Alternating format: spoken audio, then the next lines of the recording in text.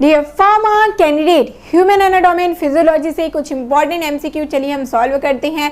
Model paper लेकर आए हैं, कुछ इंपॉर्टेंट एमसीक्यू इसमें रहेंगे विथ एक्सप्लेनेशन, जो कि आपके हर फार्मा कॉम्पिटिटिव एग्जाम जैसे कि GPAT, NIPER, drug inspector, pharmacist में बहुत ज़्यादा हेल्पफुल रहने वाली है। तो जरूर से इस वीडियो को लास्ट तक वॉच करेंगे। आज ह्यूमन एनाटॉमी एंड फिजियोलॉजी का मॉडल पेपर 3 हम डिस्कस करने वाले हैं। मॉडल पेपर 1 और 2 ऑलरेडी इस चैनल पर डाल दिया गया है, जरूर से आप उन सारे क्वेश्चन को विजिट करिए और सॉल्व करते जाइए। चलिए देखते हैं एचपी से क्या कुछ क्वेश्चन है जो कि पूछे जा सकते हैं। फर्स्ट क्वेश्चन देख सकते हैं, which blood type is universal donor. ठीक है, क्या बोला गया है, कौन सा ब्लड टाइप है जो कि यूनिवर्सल डोनर है। इट मीन सभी ब्लड ग्रुप वालों को इनको दिया जा सकता है। ठीक है, ऑप्शन है ए बी एंड ओ। तो आपका जो ब्लड ग्रुप होता है ओ, जिनका भी ब्लड ग्रुप ओ होगा, और स्पेसिफिकली यहाँ पर यदि ऑप्शन में 2 रहता है, यदि ओ नेगेटिव और ओ पॉजिटिव, तो ध्यान रखिएगा आपको क्या कुछ सेलेक्ट करना होगा, ओ नेगेटिव आपको सेलेक्ट करना होगा यूनिवर्सल डोनर के लिए। ठीक है, और यहाँ पर यदि पॉजिटिव नेगेटिव कुछ भी बात नहीं की है, केवल ओ और ए बी ये सारी चीजें दी गई है, तो आपको लगाना है ओ। ठीक है, जो ओ होता है वो आपका यूनिवर्सल डोनर होता है, और ए बी जो ब्लड ग्रुप होता है वो यूनिवर्सल एक्सेप्टर होता है। ठीक है, तो इस चीज पर जरूर से ध्यान रखिएगा, ये आपके यूनिवर्सल एक्सेप्टर हो जाएंगे और आपके जो ओ है वो यूनिवर्सल डोनर होती हैं। ठीक है, और यदि बात करेंगे ए, आपका जो ब्लड ग्रुप ए है वो आपके ओ से भी ले सकता है, और आप ब्लड ग्रुप ए से तो लेगा ही। ठीक है, और बी की बात करेंगे तो वैसा ही ये जो आपके ब्लड ग्रुप ओ है उनसे लेंगे, और बी वाले ब्लड ग्रुप वालों से ले सकती हैं। तो इनका सभी का जो डोनर है, कौन एक्सेप्टर है, ये सारी चीज़ों को ध्यान में रखिएगा। यहाँ पर यूनिवर्सल डोनर की बात करेंगे तो यहाँ पर आपका हो जाएगा करेक्ट आंसर क्या कुछ, तो ये जो आपका ब्लड ग्रुप ओ होता है, क्योंकि यहाँ पर यदि एंटीबॉडी की बात करें तो एंटीबॉडी ए और बी दोनों प्रेजेंट होते हैं, एंटीजन कुछ भी नहीं होता ओ में। और वहीं पर यदि बात करते हैं ए बी ब्लड ग्रुप, तो इनमें दोनों ही एंटीजन होते हैं। देखिए क्या कुछ होता है, यदि हम नेमिंग की बात करें किस प्रकार से ब्लड ग्रुप की नेमिंग होती है, तो जो एंटीजन प्रेजेंट होता है वही उनका ब्लड ग्रुप होता है। जैसे कि ब्लड ग्रुप ए की बात करें तो उनमें ए एंटीजन होगा, ब्लड ग्रुप बी की बात करें तो इनमें बी एंटीजन होगा। वहीं पर एंटीबॉडी की बात करेंगे तो एंटीजन जो ए है, ठीक है, उनके अगेंस्ट क्या कुछ होगा, एंटीबॉडी बी इनमें प्रेजेंट होता है, तो ए वाले जो ब्लड ग्रुप होंगे उनको बी नहीं दिया जाएगा। ठीक है, और जो बी होता है इनका एंटीजन ए है, बी है, तो आपका एंटीबॉडी बी ए इनको कभी भी नहीं दे सकते। तो ये जो टेबल है उनको अच्छे से एक बार देख लीजिए, ये आपको काम में आएगी। नेक्स्ट है, which of the following cell organelles is called digestive bag. इनमें से कौन सा सेल ऑर्गेनल्स है जिनको डाइजेस्टिव बैग के नाम से जाना जाता है। न्यूक्लियस, लाइसोसोम, गोल्गी अपरेटस और माइटोकॉन्ड्रिया। ठीक है, तो न्यूक्लियस क्या कुछ कहलाता है, ये आपका ब्रेन ऑफ सेल होता है। ठीक है, ये यहीं पर आपका जो आरएनए है उनकी सिंथेसिस होती है, और ये कंट्रोल सिस्टम है, क्या कुछ सेल का कंट्रोल सिस्टम होता है, इसीलिए इनको ब्रेन ऑफ सेल कहते हैं। लाइसोसोम, लाइसोसोम ही है जो कि क्या करता है, जो कि प्रोटीन वगैरह को इनगल्फ करने का काम करता है, इसीलिए इनको आत्महत्या की थैली या फिर कह सकते हैं डाइजेस्टिव बैग या सुसाइडल बैग इनको कहा जाता है सेल का। ठीक है, तो लाइसोसोम हो जाएगा करेक्ट आंसर। गोल्गी अपरेटस, ये क्या कुछ होता है, यहाँ पर ध्यान रखिए, ये जो आपकी इंपॉर्टेंट है, ये सारी चीजें यहाँ पर प्रोटीन का ये क्या करते हैं, ये ट्रांसपोर्ट करेंगे, इसलिए इनको क्या कहा जाता है, इनको पोस्ट ऑफिस कहते हैं सेल का। और माइटोकॉन्ड्रिया, माइटोकॉन्ड्रिया क्या कुछ होता है, तो माइटोकॉन्ड्रिया ये पावर हाउस ऑफ सेल के नाम से जाना जाता है। सभी का नेम आपको ध्यान में रखना है, क्योंकि ये क्या करेगा, एनर्जी का प्रोडक्शन करता है, एटीपी जनरेट करता है, इसलिए इनको पावर हाउस ऑफ सेल कहते हैं। ठीक है, और ये आपका लाइसोसोम हो जाएगा डाइजेस्टिव बैग। चलिए सबका नाम अच्छे से आप लोग जान जाइए। देखिए पोस्ट ऑफिस किसे कहते हैं, post office of cell, Golgi apparatus को, न्यूक्लियस को ब्रेन, लाइसोसोम को सुसाइडल बैग या फिर डाइजेस्टिव बैग। ठीक है, राइबोसोम प्रोटीन फैक्ट्री कहलाता है, क्योंकि यहाँ पर प्रोटीन की सिंथेसिस होती है। ठीक है, तो सबका नाम जानिएगा। नेक्स्ट है, main function of connective tissue is, जो कनेक्ट करेगा। ठीक है, कनेक्टिव टिश्यू क्या कुछ काम करेगा, सपोर्ट प्रोवाइड करेगा और प्रोटेक्शन प्रोवाइड करेगा हमारे ऑर्गन्स को। ठीक है, ये जो टिश्यू होते हैं कनेक्टिव टिश्यू, ये सपोर्ट करेंगे और प्रोटेक्ट करेंगे, जिन ऑर्गन के ऊपर में रहेंगे, टिश्यू इनके से बनी रहेंगी, उस ऑर्गन को ये प्रोटेक्ट करने का काम करेंगे। ठीक है, controlling the movement of material दिया गया है, allow the body to move and and regulation of information. तो ये आपका करेक्ट आंसर हो जाएगा support and protection of organ, जो कि कनेक्टिव टिश्यू करता है। चलिए सभी टिश्यू का क्या कुछ फंक्शन है एक बार जरूर से देख लीजिए। यदि हम बात करें एपिथेलियल टिश्यू, तो ये जो एपिथेलियल टिश्यू है वो क्या करेगा, कवरिंग की तरह काम करेगा, मूवमेंट को कंट्रोल करता है। क्योंकि मूवमेंट को क्या करेगा, रेगुलेट कराएगा। देखिए सरफेस में क्रॉस सरफेस ये क्या करता है, मूवमेंट को ये कंट्रोल कराएगा, रेगुलेट करेगा एपिथेलियल टिश्यू। कनेक्टिव टिश्यू क्या कुछ करेगा, ये आपके वेरियस पार्ट में होंगे, बॉडी पार्ट के बहुत से अलग अलग पार्ट में प्रेजेंट होते हैं और मेन काम होता है इनका सपोर्ट और प्रोटेक्ट करना ऑर्गन्स को। ठीक है, मसल टिश्यू क्या कराएगा, ये आपका बॉडी मूव कराने में हेल्प करता है। मसल का काम ही है बॉडी मूव कराना, है ना। और नर्वस टिश्यू, जो नर्वस टिश्यू होता है वो क्या करता है, प्रोपेगेट करेगा इंफॉर्मेशन को। ठीक है, नर्वस टिश्यू में क्या करते हैं, इंफॉर्मेशन को ट्रांसफर ये करते जाएंगे, ये प्रोपेगेट करेंगे इंफॉर्मेशन को। चलिए on what basis the blood group classified. अभी जैसे मैंने आपको फर्स्ट ही क्वेश्चन में एक पूरा टेबल दिखाया था, जहां पर आपने देखा होगा कि जो ब्लड ग्रुप होता है उसी का वो एंटीजन उनमें प्रेजेंट होता है। जैसे कि ब्लड ग्रुप ए वाले में एंटीजन ए प्रेजेंट होगा, ब्लड ग्रुप बी यदि है तो उनमें क्या कुछ होगा, एंटीजन बी प्रेजेंट होगा, और ए भी है तो एंटीजन ए और बी दोनों ही प्रेजेंट होगा। इट मींस एंटीजन और एंटीबॉडी के अकॉर्डिंग इनको हम क्या करते हैं, क्लासीफाई करते हैं ब्लड ग्रुपिंग को। ठीक है, तो फर्स्ट हमारा आंसर हो जाएगा एंटीजन एंड एंटीबॉडी, जिनके अकॉर्डिंग हम ब्लड ग्रुप को पूरी तरीके से क्लासीफाई किया जाता है। अभी देखा कि जो एंटीबॉडी की यदि बात कर लेंगे तो ए में क्या होगा, एंटीबॉडी बी, और बी में एंटीबॉडी ए होता है। ठीक है, तो इन सभी क्लासिफिकेशन को अच्छे से ध्यान में रखिएगा, पूछ लिया जाता है। नेक्स्ट है what is the opening between the right ventricle and the right ventricle call. ठीक है, देखिए आपका जो हार्ट है, इनका एनाटॉमी से आया है भैया क्वेश्चन, तो ये इस प्रकार समझ लीजिए, आप अपना हार्ट ड्रॉ करते हैं, है ना, आपके कॉपी वगैरह में करते ही रहते हैं। चलिए, तो यहाँ पर इनके 4 चैम्बर होते हैं। ये आपका क्या कुछ है, राइट पार्ट, राइट ऑरिकल, ठीक है, ये आप राइट वेंट्रिकल, ठीक है, ये लेफ्ट ऑरिकल और लेफ्ट वेंट्रिकल हो जाएगा। ओके, देन उसके बाद की बात करें, यहाँ पर आप देखेंगे क्या कुछ है, तो यहाँ पर अब देखिए वाल्व, तो यहाँ पे प्रेजेंट होता है क्या कुछ, ट्राइकस्पिड वाल्व, ठीक है, और यहाँ पर प्रेजेंट होता है बाइकस्पिड वाल्व। ठीक है, तो ये दोनों ही आपको ध्यान में रखना है। यहाँ पर आपके जो राइट पार्ट में होगी ट्राइकस्पिड वाल्व, और यहाँ पर लेफ्ट में होता है बाइकस्पिड वाल्व, जिसे मिट्रल वाल्व भी कहते हैं। ठीक है, तो इन सभी का डिफरेंस याद रखिएगा। यहाँ पर हो जाएगा ट्राइकस्पिड करेक्ट आंसर। देखिए यहाँ पर अच्छे से इमेज में दिया गया है, ये आपका मिट्रल वाल्व होता है लेफ्ट साइड में, और आपका राइट साइड में ट्राइकस्पिड वाल्व ये होते हैं, जो कि ओपनिंग राइट ऑट्रियम से लेफ्ट जो राइट वेंट्रिकल की तक ब्लड को पहुंचाएगा। कौन सी ओपनिंग होंगी, ट्राइकस्पिड वाल्व जब ओपन होगा तभी जाकर ये ट्रांसफर होंगे। ठीक है, ratio of volume of RBCs to whole blood volume is known as.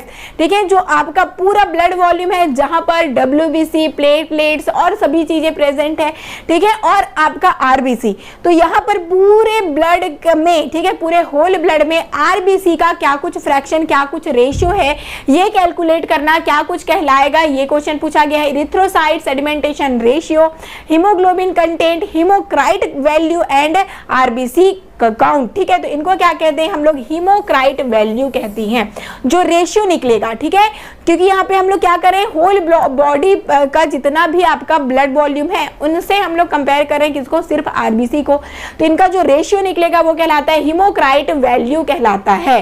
ठीक है, इस प्रकार से ध्यान में रखते जाइएगा। और देखिए हीमोक्राइट वैल्यू होता है मेन में कितना कुछ है, 40 to 54% होता है, और वुमेन में बात करेंगे तो 36 to 48% का होगा, जो आपका एक्चुअल आरबीसीज होते हैं। ठीक है, पूरे आपके ब्लड में।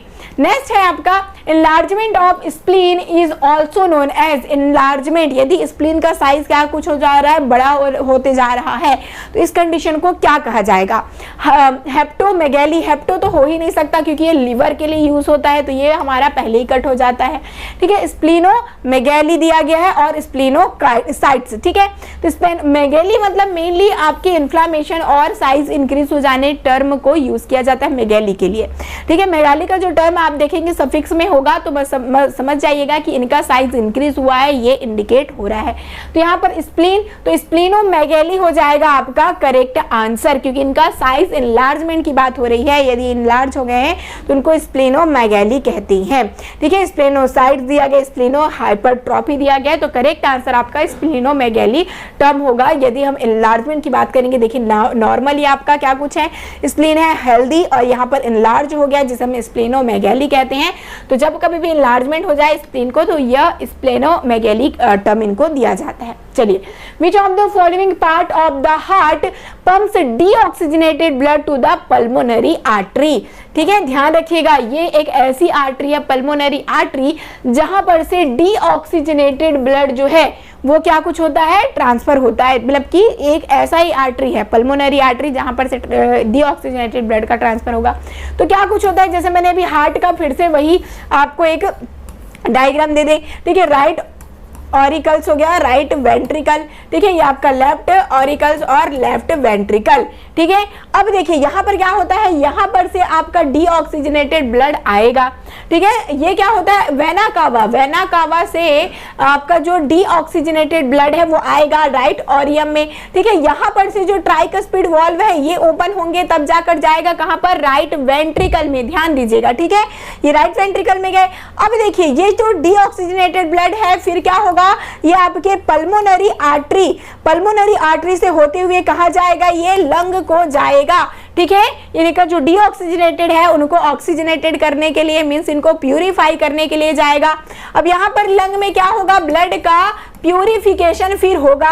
अब फिर ये ऑक्सीजनेटेड ब्लड है वो कहाँ जाएंगे, आपके लेफ्ट ऑरियम में। ठीक है, लेफ्ट ऑरिकल्स में जाएंगे। कहाँ पर से जाएंगे, तो ये आपका पल्मोनरी वेन लेकर जाएगा। एकमात्र ऐसा वेन है जो कि क्या करता है, ये ट्रांसफर करेगा। देखिए किसको, ब्लड को। तो यहाँ पे ध्यान रखिए कि ब्लड जो आपके ऑक्सीजनेटेड ब्लड है एकमात्र पल्मोनरी वेन है। वेन में जनरली क्या होता है, डीऑक्सीजनेटेड ब्लड होते हैं, पर पल्मोनरी वेन की बात कर देंगे तो यहाँ पर ऑक्सीजनेटेड ब्लड आएगी। तो ऑक्सीजनेटेड ब्लड को लेकर कैरी करेंगे कहाँ, आपके लेफ्ट ऑरियम में। ठीक है, लेफ्ट ऑरिकल में। उसके बाद क्या कुछ होगा, यहाँ पर जो मिट्रल वॉल है ये ओपन होंगे। अब ये लेफ्ट वेंट्रिकल में जाएंगे। लेफ्ट वेंट्रिकल से फिर यहाँ पर एओर्टा होता है, वहां पर से पूरे बॉडी में मूव कर जाती है आपके जो ऑक्सीजनेटेड ब्लड है। तो ये पूरी सर्कल चलती है भाई इस प्रकार से। तो क्वेश्चन में क्या बोला गया, which of the following part of the heart pumps deoxygenated blood to the pulmonary artery. तो देखिए डीऑक्सीजनेटेड ब्लड जो राइट आर्टरियम से क्या कुछ हो रहा है, आपके राइट वेंट्रिकल में जा रहा है, ये आपका क्या कुछ होता है, पल्मोनरी आर्टरी के थ्रू होता है। ठीक है, तो क्या कुछ हो जाएगा, यहाँ पे दिया गया है राइट वेंट्रिकल हो जाएगा करेक्ट आंसर। ठीक है, राइट वेंट्रिकल, यही मैंने पूरा ये आपको बताया। देखिए राइट आर्टरियम में आएगा डीऑक्सीजनेटेड ब्लड, ट्राइकस्पिड वॉल्व से होता हुआ राइट वेंट्रिकल में जाता है और राइट वेंट्रिकल से होकर कहाँ जाएगा आपका, फिर वो पूरे लंग्स में जाएगा। क्या कुछ करने के लिए, इनका जो डीऑक्सीजनेटेड है उनका प्यूरिफिकेशन के लिए। The cranial nerve that regulate the smell, जो खुशबू आप ले रहे हैं, स्मेल जो ऑर्डर आप स्मेल कर पाएंगे, तो ये जो कौन सा नर्व है उनके थ्रू ये प्रोसेस होती है। तो ऑल्फैक्टरी दिया गया, ऑप्टिक, ऑक्यूलोमोटर एंड फेशियल। तो आपका ऑल्फैक्टरी जो होता है यही आपके स्मेल के लिए क्या कुछ होता है, यही स्मेल को रिकॉग्नाइज कर पाता है। वहीं पर ऑप्टिक की बात करेंगे, नाम से क्लियर, ऑप्टिक मतलब कि आई। ठीक है, ऑप्टिक मतलब कि आई, तो ये क्या करेगा, आई के लिए होता है। ठीक है, साइड में, आई के साइड में होगा। और ऑक्यूलोमोटर मूवमेंट कराएगा आई बॉल का। ठीक है, आई बॉल का जो मूवमेंट हो रहा है वो ऑक्यूलोमोटर के कारण होगा। अब फेशियल की बात करेंगे तो फेशियल में क्या कुछ आ जाता है, आपका टेस्ट है। ठीक है, आपके फेशियल एक्सप्रेशन हो गया, सलाइवरी सेक्रेशंस है, ये आपके फेशियल में आएंगे। ऑल्फैक्टरी स्मेल के लिए होता है, ध्यान में रखेंगे।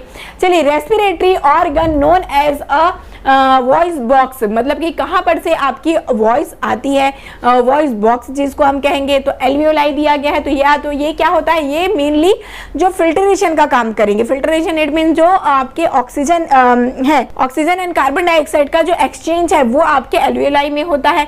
जो लैरिंग्स है, लैरिंग्स को ही क्या कहते हैं, ये आपका वॉइस बॉक्स कहलाता है। यहाँ पर जो आपके गले में प्रेजेंट होगा, इसे हम लैरिक्स कहते हैं और लैरिंग्स में ही वॉइस बॉक्स कहलाता है और यहीं पर से वॉइस जो है वो आती है। ठीक है, यहाँ पर आप देखिए इस प्रकार से नजर में आएगा, बटरफ्लाई लाइक इनका स्ट्रक्चर होता है। ठीक है, वॉइस बॉक्स इसे हम कहते हैं। ओके, और ये इंपॉर्टेंट है, ध्यान रखिएगा, ये जो आपका वॉइस बॉक्स जिसे हम लैरिंग्स कहेंगे और वो फिर आगे चलकर कनेक्टेड रहते हैं फेरिंग्स और ट्रैकिया से। चलिए, the deficiency of oxygen at the tissue level is called. ठीक है, टिश्यू में यदि ऑक्सीजन की कमी हो जाए तो इस कंडीशन को क्या कहा जाएगा? हाइपोक्सिया, हाइपरकैप्निया, हाइपरवेंटिलेशन और हाइपरटेंशन दिया गया तो हाइपोक्सिया। ठीक है, टिश्यू में यदि ऑक्सीजन की कमी हो जाए तो उसे हाइपोक्सिया कहते हैं। यहाँ पर हाइपरकैप्निया दिया, हाइपरकैप्निया में क्या कुछ होगा? यहाँ पर से कार्बन से याद रखिए, कार्बन डाइऑक्साइड का जो लेवल अबो हो जाएगा। ठीक है, तो इस कंडीशन को हाइपरकैप्निया कहेंगे। हाइपरवेंटिलेशन, जब क्या कुछ हो, डीप ब्रेथ और बहुत ही ज्यादा फास्ट ब्रेथ हो तो उसको हाइपरवेंटिलेशन कहते हैं। और हाइपरटेंशन, हाइपरटेंशन जब बीपी इंक्रीज हो जाती है इसे कहेंगे। ठीक है, तो यहाँ पर यदि बात करें ऑक्सीजन का जब अमाउंट कम हो जाए, लेवल कम हो जाए टिश्यू में तो हाइपोक्सिया कहते हैं। ठीक है, इनको याद रखिएगा। देखिए, डीप और रैपिड ब्रीथिंग को हाइपरवेंटिलेशन कहेंगे। हाइपरकैप्निया, जब कार्बन डाइऑक्साइड का नॉर्मल से अबोव हो जाए प्रेशर तो उसे हम हाइपरकैप्निया कहेंगे। ठीक है, तो यहाँ पर ये सारी चीजें टर्म ध्यान रखेंगे। The portion of the small intestine in anatomical order would be. ठीक है, स्मॉल इंटेस्टाइन का क्या कुछ ऑर्डर होता है, क्या कुछ स्ट्रक्चर है, तो क्या होगा? यहाँ पे आपको एक छोटा सा याद रखना है स्मॉल इंटेस्टाइन के लिए, DJI। ठीक है, ये क्या याद रखना है? ये आपका डीजे आपने सुना है ना, तो DJI का ये सीक्वेंस याद रखना, मतलब कि डिओडिनम, जेजुनम और इलियम। तो कहीं पर आपको दिख रहा है डिओडिनम पहले दिखा बट यहाँ पर इलियम आ गया तो ये भी नहीं हो सकता।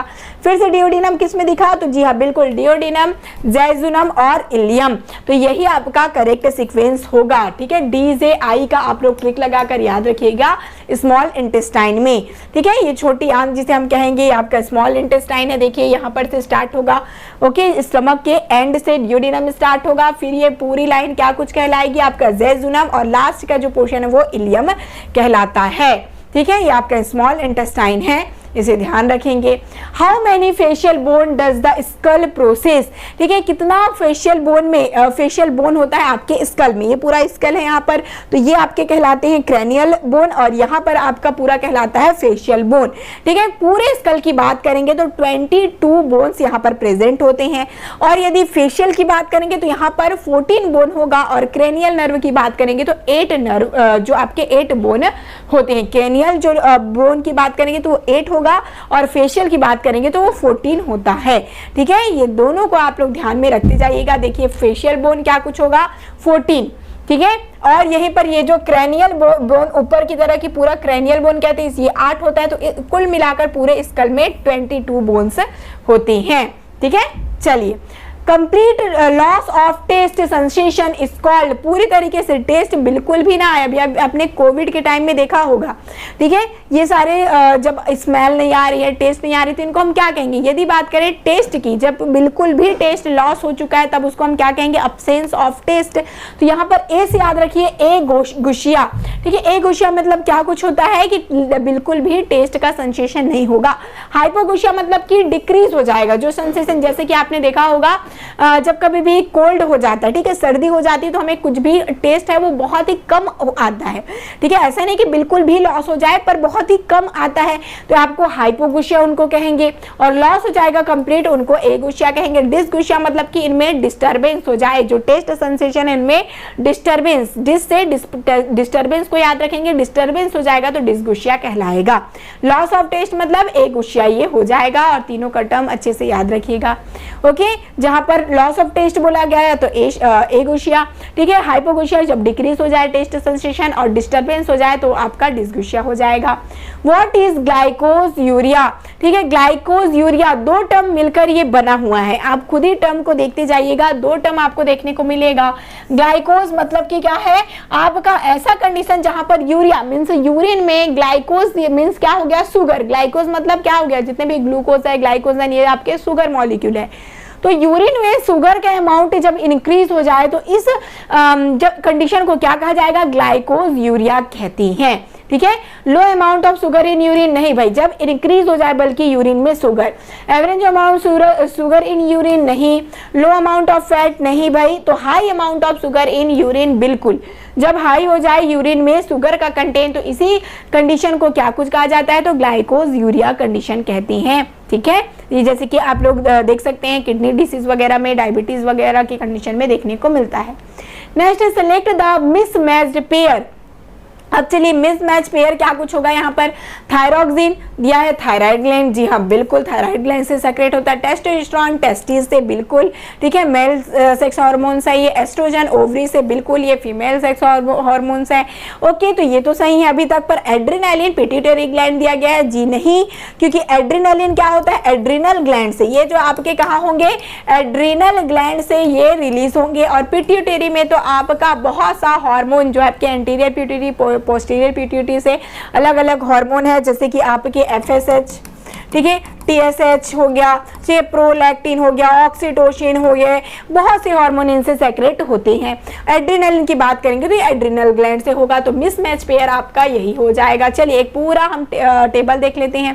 पिट्यूटरी ग्लैंड से वही growth hormone, thyroid stimulating hormone, जो आपकी luteinizing hormone, follicle stimulating hormone हो गया, प्रोलैक्टिन, ऑक्सीटोसिन, ये सभी हार्मोन है जो कि रिलीज होंगे पिट्यूटरी ग्लैंड से। हाइपोथैलेमस मींस आपके हाइपोथैलेमस किसको रेगुलेट करता है, पिट्यूटरी ग्लैंड को रेगुलेट करेगा। इनसे सेक्रेट होने वाले जो हार्मोन है उनकी सिंथेसिस को ये कराएगा। पिनियल ग्लैंड में मेलाटोनिन, थाइमस में क्या कुछ होता है, तो थाइमोसिन। ओके, अब आप आएंगे पैराथायराइड, तो पैराथायराइड हार्मोन, थायराइड में थायरॉक्सिन का और कैल्सिटोनिन का, ठीक है। और आपके पैनक्रियाज में इंसुलिन और ग्लूकेगॉन। एड्रेनालिन जो होता है उनमें, एड्रिनल जो होता है ग्लैंड, उनसे एड्रेनालिन, नॉन एड्रेनालिन जो होते हैं और आपके कॉर्टिसोन है ये रिलीज होंगे। टेस्टिस से टेस्टोस्टेरोन, ओवरी से एस्ट्रोजन और प्रोजेस्टेरोन, ठीक है। तो पूरे हार्मोन को याद में रखेंगे। What is the function of prolactin, अभी आया प्रोलैक्टिन हमारा हार्मोन, जो कि क्या होता था, जो कि पिट्यूटरी ग्लैंड से रिलीज हो रहा था। अब इनका फंक्शन क्या कुछ होता है, तो ये क्या करेंगे, ये आपके मिल्क प्रोडक्शन, मेनली मेमेलियन जो ग्लैंड होता है, मेमेलियन ग्लैंड में क्या करेंगे, ये मिल्क का प्रोडक्शन करते हैं। ध्यान रखिएगा, मिल्क प्रोडक्शन और मिल्क सिंथेसिस के बारे में बात हो रही है, ठीक है। मिल्क सिंथेसिस का काम प्रोलैक्टिन करेंगे। वहीं पर ऑक्सीटोसिन भी आपके पिट्यूटरी से रिलीज होता है, बट ऑक्सीटोसिन जो होता है वो क्या करेगा, ये इजेक्ट कराएगा। क्या कराता है, मिल्क को इजेक्ट कराएगा, रिफ्लेक्स ये कराएंगे बाहर निकलने के लिए, ये रिफ्लेक्स करते हैं ऑक्सीटोसिन, सिंथेसिस नहीं कराएंगे, ठीक है। पर प्रोलैक्टिन क्या करेंगे, सिंथेसिस कराते हैं किसका, तो मिल्क का सिंथेसिस ये कराएंगे मेमेलियल ग्लैंड्स में। तो फॉर्मेशन ऑफ मिल्क हो जाएगा हमारा करेक्ट आंसर, ठीक है। मिल्क का फॉर्मेशन कराएंगे मेमोरी ग्लैंड में, ठीक है। और आपका क्या कुछ करते हैं, मेंटेन करते हैं कॉर्पस ल्यूटियम को, और ग्रोथ कराते हैं मेमोरी ग्लैंड का, ठीक है। चलिए नेक्स्ट है, the first menstrual flow is called as, जो फर्स्ट मेंस्ट्रुअल फ्लो होता है उसे क्या कहेंगे। देखिए अलग अलग एज में, जो स्टार्टिंग का एज होता है, कह लीजिए 12 से 13 साल, इनमें पहले स्टार्ट होता है जो मेंस्ट्रुएशन पीरियड है वो। फिर आपका जो मेनली यंग एज में जो एज है वो क्या कहलाएगा, मेंस्ट्रुएशन। उसके बाद एक एज के बाद लगभग 45 के बाद ये जो मेंस्ट्रुअल पीरियड है वो नहीं आती, उसे क्या कहेंगे, मेनोपॉज कहती हैं, ठीक है। तो जो फर्स्ट टाइम मेंस्ट्रुअल फ्लो होगा उसे हम मेनार्क कहेंगे, ठीक है। मेनार्क कहा जाता है किनको, फर्स्ट मेंस्ट्रुअल फ्लो को। और जो ड्यूरेशन है, देखिए यहाँ पर आप समझ पाएंगे, अभी 11 जो ईयर हो गया, 12 ईयर 13 ईयर तक के जो बच्चों को फर्स्ट टाइम होगा, यदि बात करें पीरियड्स, तब उनको क्या कहा जाएगा, मेनार कहेंगे, ठीक है। और मेंस्ट्रुएशन का पीरियड मेनली कितना कुछ होता है, तो 12 ईयर से लेकर वही आपकी 15 ईयर 45 ईयर अलग अलग हो सकते हैं। फिर मेनोपॉज का जो टाइम होता है 15 ईयर के बाद क्या डेथ तक क्या कुछ होता है, फिर ये पीरियड्स का टाइम बंद हो जाता है, उन्हें हम मेनोपॉज कहते हैं, ठीक है। नेक्स्ट है, which organ in the human body help to maintain balance, ठीक है। बैलेंस के लिए जो आपकी पूरी बॉडी है उनका बैलेंस कौन बनाकर रखता है, हार्ट, ईयर, टंग, लीवर, क्या कुछ दिया है। तो देखिए ये पूरी बॉडी है जिसको, जो ये आपका ईयर दिखाई पड़ रहा है, कान है, वो मेंटेन करके रखता है। देखिए छोटी सी कान है बट बहुत काम है इनका, ठीक है। पूरी बॉडी का जो मेंटेनेंस है, ठीक है, मेंटेन बैलेंस बनाकर रखना, ठीक है, बैलेंस बनाकर ये ईयर है वो रखता है, ठीक है। तो इसको ध्यान में रखिएगा भाई, बहुत इंपॉर्टेंट है, बहुत ही ये बेसिक बात है, ठीक है। साउंड वेव क्योंकि आपकी आ रही है तो इनको क्या करना है, साउंड वेव के थ्रू आपको बैलेंस पूरी बॉडी को बना कर रखना, ठीक है। तो ये इनका काम होता है इनर ईयर का। ओके चलिए नेक्स्ट है आपका 1 haemoglobin carries dash molecule of oxygen, जो कितना कुछ ऑक्सीजन कैरी करता है, ठीक है, हमारा एक मॉलिक्यूल हीमोग्लोबिन का, तो ये आपके 4 मॉलिक्यूल को कैरी करेगा, ठीक है। ये आपका हीमोग्लोबिन का कह सकते हैं जहां पर आयरन का कंटेंट आपको देखने को मिलेगा और 4 ऑक्सीजन देखने को मिलते हैं आपके हीमोग्लोबिन में, ठीक है। हिम है और यहाँ पे 4 आपके ऑक्सीजन देखने को मिलेंगे। Fe फेरस जो होता है वो इनके स्ट्रक्चर में देखने को मिलेगा। तो एक होता है आपका फेरस तो होगा ही और 4 आपके ऑक्सीजन होते हैं, ठीक है। ऑक्सीजन की बात करेंगे तो आप बोलिएगा 4 और यदि बोला गया आपके आयरन, ठीक है, फेरस का, तब होगा आपका 1, ठीक है। तो ध्यान में रखेंगे ये इस चीज को। हीमोग्लोबिन जो होता है यहाँ पर आपके ऑक्सीजन होंगे 4 मॉलिक्यूल्स एक हीमोग्लोबिन में और आपके आयरन होंगे 1, ठीक है। तो इन दोनों को ध्यान में रखिएगा क्योंकि इन्हीं से मिलकर बनते हैं और ये पूरे 20 क्वेश्चन इंपॉर्टेंट है। इनका जो एक्सप्लेनेशन है उनको विशेष रूप से ध्यान दीजिएगा। इनके ऑप्शंस है उनसे भी क्वेश्चन बन सकते हैं, तो सभी को कंप्लीटली स्टडी करिए ताकि कोई भी क्वेश्चन आपसे मिस ना हो। मिलते हैं नेक्स्ट वीडियो लेक्चर्स में। All the best.